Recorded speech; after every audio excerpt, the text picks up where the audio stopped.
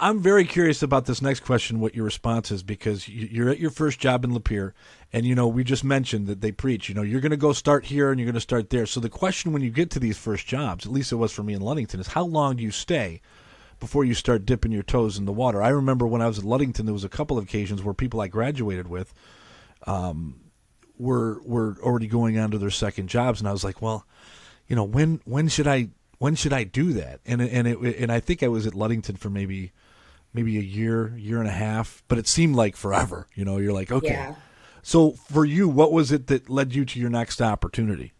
Well, it's so funny of how small this industry really is, because the way that I got my first gig in Detroit. So I did end up moving out to Lapeer, as I had mentioned, and I was living with a listener's mother-in-law. I had met this listener. Her name was Anna, and she was great.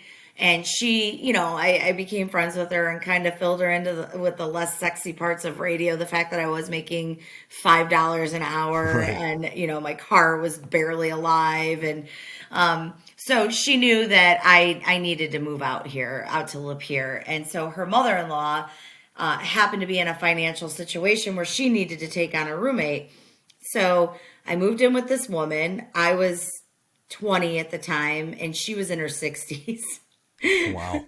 And but she was great. She was a party animal. She was a lot of fun. And she was a hairdresser. And this is what's so funny. They say sometimes it's all who you know. Here's a perfect example of that. I had been on the air about a year and a half at radio. At that time, the station flipped from Wings 103 to Radio X. It was still a rock station, but they changed the name to rebrand it because everybody used to say Wings 103 sounded like a feminine product.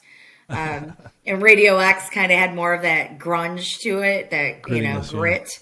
And so I was living with this woman, and she was a hairdresser, and she's like, one of my clients is actually in radio. I said, what's his name? She said, Gregg.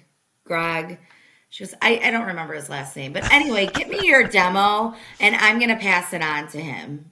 I said, okay. So I gave her a cassette of me doing radio in Lapeer, and it was Gregg Henson.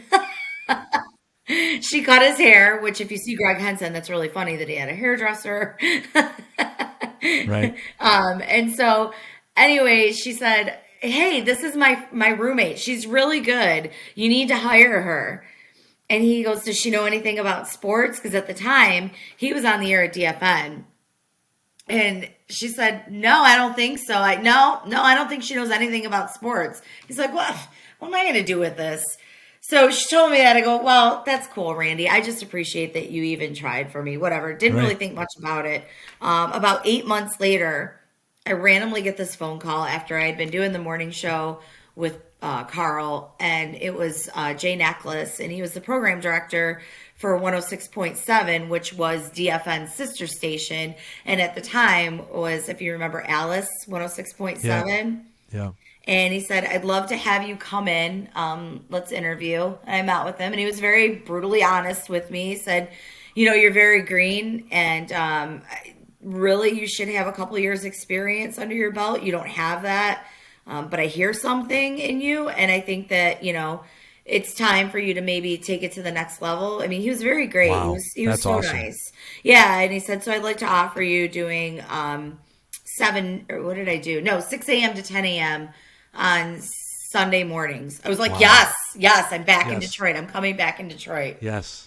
So for a while, I was doing radio 6 days a week. So I would do this morning show with Carl Coffey. I was on the air with him Monday through Friday. Saturday nights, the radio station had me at a bar night, and I was out there from like 11 to 2 a.m. in Davison.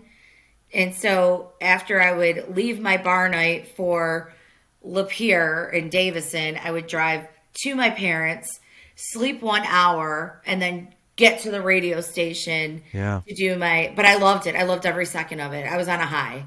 And then after I got off the air Sunday morning at 10 a.m., I just died. I want to put a pin in that because you were just talking about Gregg Henson, and I want to interject here something. Gregg Henson, especially when he was the PD at the Fan, developed a reputation for kind of being an asshole. Yeah, he really And did. but I want to say that that's not been my finding. My finding is, first off, that story is a fantastic story, but I have a very similar story, except it went on the other way.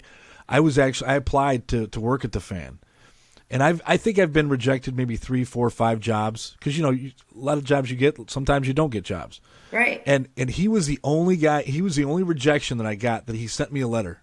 He sent me a letter saying, "Thank you for sending in the tape. He gave me a couple compliments, and he goes, at this time, this isn't where we're at." I don't remember what it said. I have it, and I need to go look at it. But yeah, he was. And to me, for someone who has a reputation of being kind of an asshole, I have found Gregg to be very brutally honest, but genuine. And Yeah, if you talk to him, you know what you get. word. He's not going to backstab you. He's very straight and honest with you, and I appreciate that. I did too. And I mean, he didn't have to pass my Yeah. tape on, this kid's tape in Lapeer. I mean, he could have very well just tossed it in the garbage after he left the barber shop that day. So I'm so grateful that he did that. And I didn't even really know who he was at that point. And then you're right. I remember tuning in and listening, like, that's the guy that did me a solid. Yeah. Yeah.